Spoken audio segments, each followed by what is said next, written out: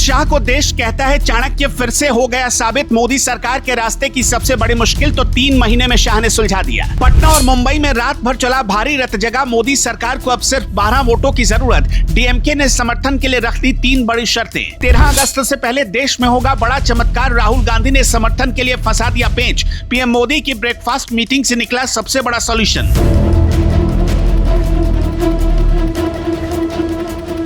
मोदी सरकार अगले कुछ ही दिनों में एक ऐसा यादगार फैसला लेने जा रही है जो इतिहास के पन्नों में हमेशा के लिए दर्ज हो जाएगा। केंद्रीय गृह मंत्री अमित शाह ने एक ऐसा मास्टर प्लान तैयार किया जिससे प्रधानमंत्री मोदी का सबसे बड़ा सपना बहुत जल्द पूरा होने जा रहा है। आज 7 अगस्त के दिन इस बहुत बड़े और सीक्रेट प्लान को पूरी तरह एग्जीक्यूट किया जा रहा है और 13 अगस्त को संसद का मानसून सत्र खत्म होने से पहले इस पूरे प्लान को कामयाबी के साथ लागू कर दिया जाएगा। यानी अगस्त का ये महीना देश की सियासत में बहुत बड़ा भूचाल लाने वाला है और ये हमेशा के लिए यादगार बन जाएगा। चाणक्य कहे जाने वाले अमित शाह ने वो गणित सेट कर दिया जिसे विपक्ष के बड़े बड़े दिग्गज समझ नहीं पा रहे। दरअसल ये पूरा मामला परिसीमन बिल यानी 131वें संविधान संशोधन विधेयक से जुड़ा हुआ है। संविधान में संशोधन करने के लिए लोकसभा में सिंपल मेजॉरिटी से काम नहीं चलता, बल्कि इसके लिए 2/3 बहुमत की जरूरत होती है। 2/3 बहुमत का सीधा मतलब है कि वोटिंग के वक्त सदन में मौजूद और वोट डालने वाले सांसदों में से 2/3 लोग आपके पक्ष में होने चाहिए। इसके साथ ही सदन के कुल सदस्यों का बहुमत भी जरूरी है, तभी जाकर कोई भी संविधान संशोधन बिल पास हो सकता है। इस वक्त लोकसभा में बशीरहाट, शिलांग और नगांव की 3 सीटें खाली पड़ी हैं, इसलिए सदन में सांसदों की संख्या घटकर 540 रह गई है।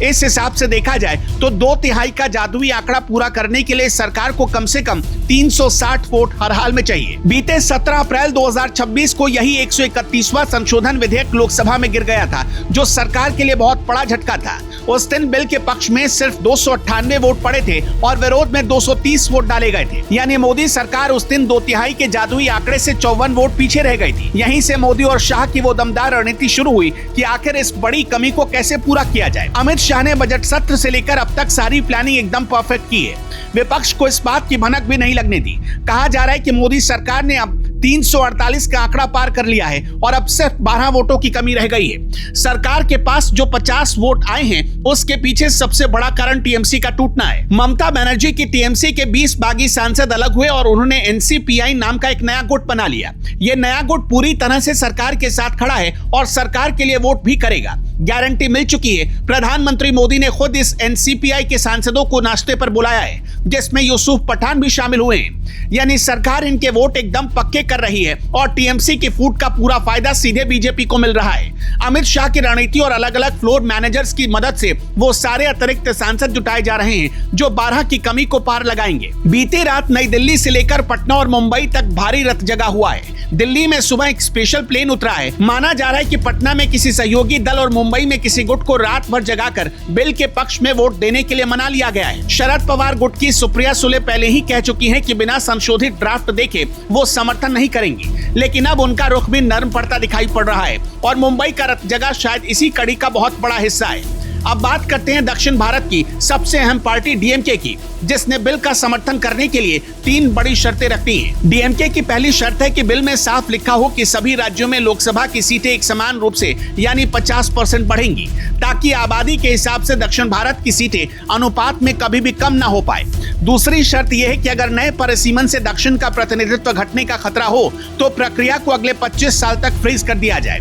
तीसरी सबसे बड़ी शर्त यह है कि अमित शाह ने लोकसभा में जो मौखिक आश्वासन दिया था उसे लिखित रूप में बिल का हिस्सा बनाया जाए। सूत्रों की माने तो सरकार इन शर्तों पर राजी दिख रही है और अमित शाह का एक लिखित आश्वासन बिल में जोड़ा जा सकता है, लेकिन डीएमके के अंदर ही अभी विरोधाभास है, इसलिए उनके समर्थन वाली बात को अभी पूरी तरह पुख्ता नहीं माना जा रहा। लेकिन डीएमके अगर आ जाए तो मोदी सरकार के लिए लोकसभा में रास्ता आसान हो सकता है। इधर कांग्रेस और राहुल गांधी का रुख एकदम दो टूक है कि पहले गृह मंत्री का बयान आए फिर बिल पर बात होगी। किरण रिजिजू ने राहुल से फोन पर बातचीत की, लेकिन राहुल ने साफ कह दिया कि वो अपने अलायंस से बात करके ही जवाब देंगे।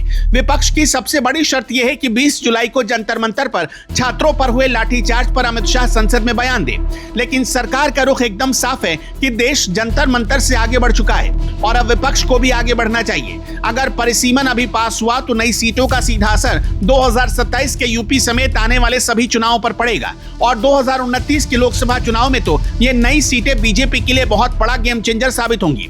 यही वजह है कि इतनी जल्दी और इतने रतजगे के साथ 7 अगस्त को दांव खेला जा रहा है। प्रधानमंत्री की ब्रेकफास्ट मीटिंग जो आज हुई है, उसके बाद दूसरी सबसे अहम बैठक होनी है। असली खेल वहीं से पलटेगा। अमित शाह उस बैठक के आखिर में 12 वोट पक्का करके इसी हफ्ते बिल सदन में ला सकते हैं। आपको क्या लगता है, क्या मोदी सरकार 360 का जादुई आंकड़ा पार करके इतिहास रच पाएगी या विपक्ष कोई नया खेल करेगा? ये बात कमेंट में जरूर बताइएगा।